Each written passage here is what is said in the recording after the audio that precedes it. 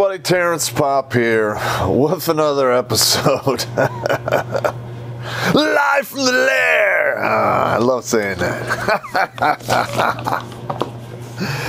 All right, where'd we leave off? Oh, that's right. All right, I'm the NCOIC security for Abu Ghraib prison. All right, so I had to overlook. I was responsible to keep everyone within the walls of the prison safe, and to take charge of any craziness that took place within 1 mile of the prison itself. We had a situation where there was a basically a boundary line between the Army and the Marines, and it was like literally 400 meters to the far side of the prison, and it caused all kinds of issues because people would fuck with us from over that line. They would, fire mortars or missiles or whatever, and we couldn't just run out there and go fuck them up. We had to actually call up to our chain, and then their chain would call the Marine chain, and then would come down the fucking pipe, and then they would call us and say, okay, we're good to go. Or, Charlie 1-5 would go out and fucking fuck them up because they were usually there, which they did a lot of the times. And I would say, there's a huge difference between active duty Marines and the reserve Marines, because the reserve Marines that we had on post were basically feckless. Just gonna say it, they were feckless. People will get upset with me, but their chain of command, they were just basically cracking the whip on them so much these guys were afraid to drop hammer on anybody, and it caused a lot of issues. And we were actively being hunted, and one of the best ways to deal with actively being hunted is you hunt people fucking back, because in reality, us human beings, we're the most dangerous prey on the planet. And those of us who have hunted armed men and learned to like it will seldom, if ever, love anything else. And that is very fucking true. Just saying. Okay, like I said, we had an engineer unit come on board. They took over some towers. I don't exactly remember when that went down. 3rd platoon got rotated out from doing tower guard, and I believe 2nd platoon went up in there. And the first fucking day, that 2nd platoon took over the tower. The one tower closest to the mosque, where you could actually stand to one side of the tower and look pretty much at the mosque and part of the road in front of it. Roughly, and I heard it on the radio. It's funny now, but it wasn't funny then. But apparently, if somebody had popped up, they basically walked up on him.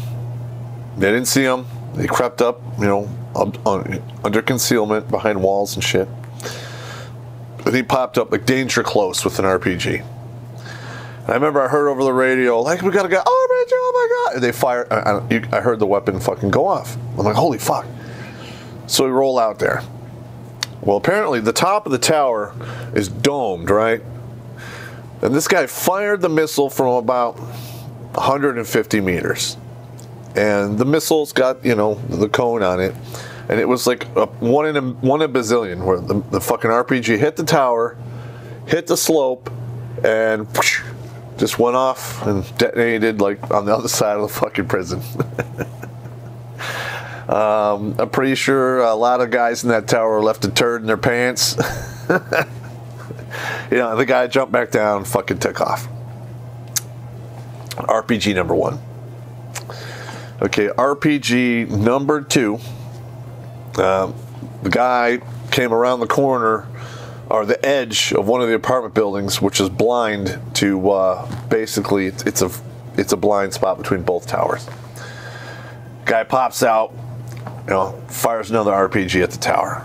These guys, on the radio, oh my God, RPG! Well, it was to the left, probably about 5 meters, and flew off and detonated in the palm grove on the other side of the prison, outside the walls, of course. All right. That happened about 11 o'clock, 11:30. Okay, next one. the guy had the RP. I think they actually shot him this time, but yeah, actually they did.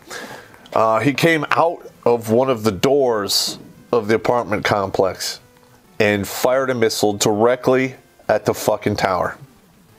And it hit the tower.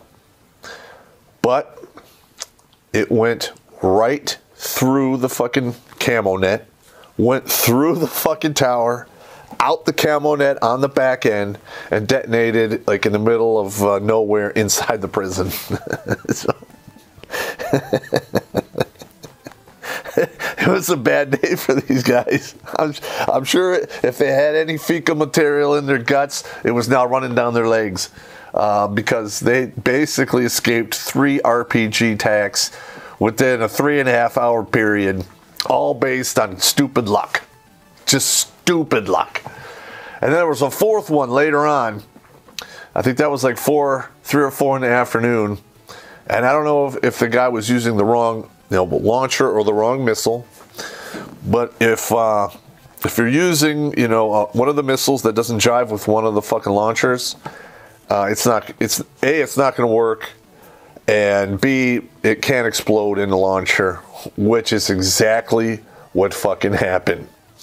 The guy, the 4th missile was fired from the same position, from earlier, where the guy just jumped up behind the wall and fired it.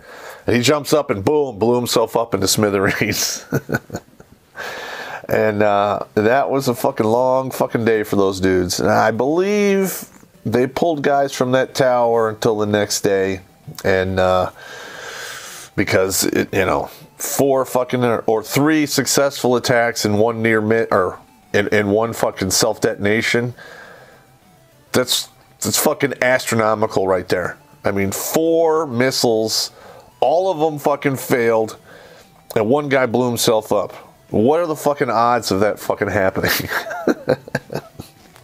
I'm sure the guys there in that tower like were royally fucked. They might have PTSD from that, because that's some scary ass fucking shit. Want to retire someplace on the planet where the women look like this? I thought you did, but if you want to know how, first you need to go to MGTOWbooks.com and purchase MGTOW's Guide to Retiring on 200K in Southeast Asia. Don't forget to use the promo code POPP, that's P-O-P-P, for 10% off. A link is in the description. All right, okay, now, as the NCOIC, I made the internal defense plan, where I basically went to all of the individual cell blocks, because Abu Ghraib prison was basically a huge fucking complex with a wall around it. It had towers every 300 to 400 meters. And inside there were 5 fucking complexes. It was, Charlie 5-1 stayed here, 425 stayed here with a bunch of 202. There was another one here, which was the Whip Me Spank Me camp, or and then the low priority camp was outside, and then there was battalion, and they were actually Lieutenant Colonel Edwards was having them put a 5th one in the middle, and they're bringing in trailers and T-barriers and other shit like that. So they're of all the mortar strikes, most of them land right in the middle. And this fucking mental midget decides he's going to put trailers and move people into an area that gets a majority of the fucking, mortar strikes. Now, this caused a lot of fucking problems, because, Edwards had basically said that when it was completed, we were going to move in there, and I was not even happy about that. And I handled it a good way as a first sergeant when I became the first sergeant of Company F425, and I'll explain that to you in a future video, and you guys will fucking love it. Okay, I had all of the cell blocks basically, put bunkers on top of their buildings. I had all of the sectors of fire and all of the obstacle plan, put in place, and had obstacles being erected in and around the individual cell blocks. So if the wall did collapse, everyone could fall back into their individual cell blocks and actually have a defense plan. And I don't believe anyone had done an internal defense plan until I put one together. That was fucking crazy. I don't know why that didn't happen, but and where the 425 was at, we had basically had a super bunker on the fucking roof. It had like 3 layers of sandbags for a ceiling, and I'm trying to remember. I think we put a bunch of barbed wire around the walls and stuff, so they couldn't just fucking scale the sides. And we had, in our a Mark 19 up there with about 8 boxes of ammo ready to go.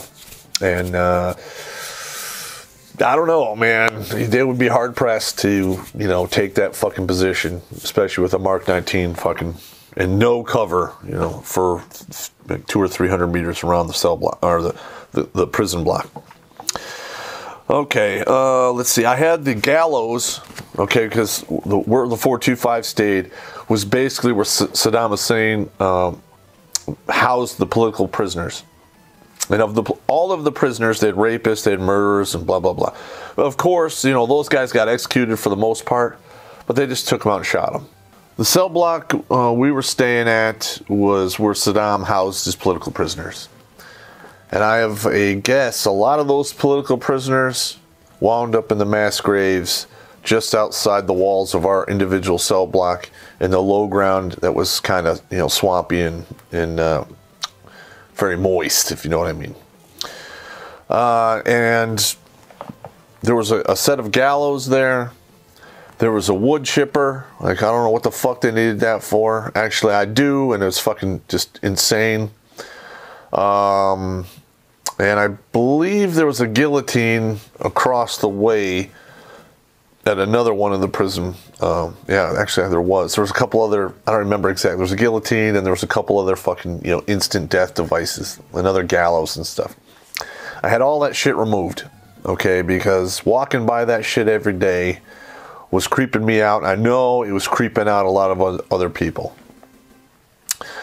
Because, those gallows had, like, room for 6 fucking nooses, and I'm sure they were fucking hanging people every fucking day, all day long, for at least 10 fucking years. Yeah, that's a lot of fucking people. The wood chipper, it was, if they're dipping people in acid, I know they were running people through that thing feet first.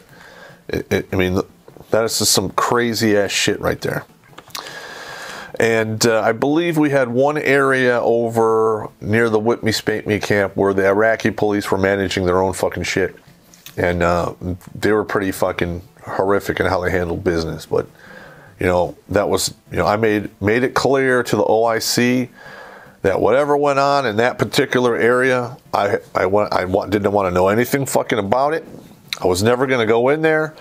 And, that was it. Because if I didn't see it, then it is what it is. Because if I go over there and I see some fucked up shit, probably not going to shut my mouth about it. All right, I will bring it to the attention of the authorities, and that's that. I follow the Geneva Convention, and it is what it is. I'm just going to leave it at that. Okay, another thing I used to do is I set up a drug deal with the civilians who live down the way at the end of our cell block. And since KBR took over the chow hall, I got in with the guy who ran the place. He was pretty cool, and he was kind of grateful that we got him the contracts, and I was glad to have him there because American food is way better, in my opinion, than English food. And I know a lot of English guys who would say the same thing. But I would get my hands on, they would have steak and lobster days or steak and crab leg days every now and again. And it wasn't as much as at the General's Mess on Victory. But when they're doing that, they get these choice cuts of meat, and what the fuck do? They cook everything to well done.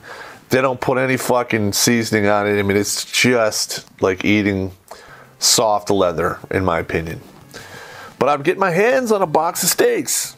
I'd work some drug deals out. I'd get them. And I would take them to the civilians because they had charcoal grills and stuff. And they would cook them there. And I would get a steak, which was seasoned great, cooked over charcoal, the way I liked it, and a baked potato. Let me tell you, that was great for morale. And those civilian guys loved it. And on occasion in the future, I would pull those favors from the civilian guys because they had a lot of latitude to do shit I couldn't do. Because of I was in the Army and they were civilians, and 2 different sets of rules, which it is what it is. We also had the 152 artillery move into the prison, and they showed up without their fucking cannons. I don't know how that fucking works. But basically they sent them there to run counter battery, and then they said, oh, by the way, your cannons aren't showing up. Sorry. And those guys basically, they worked miracles.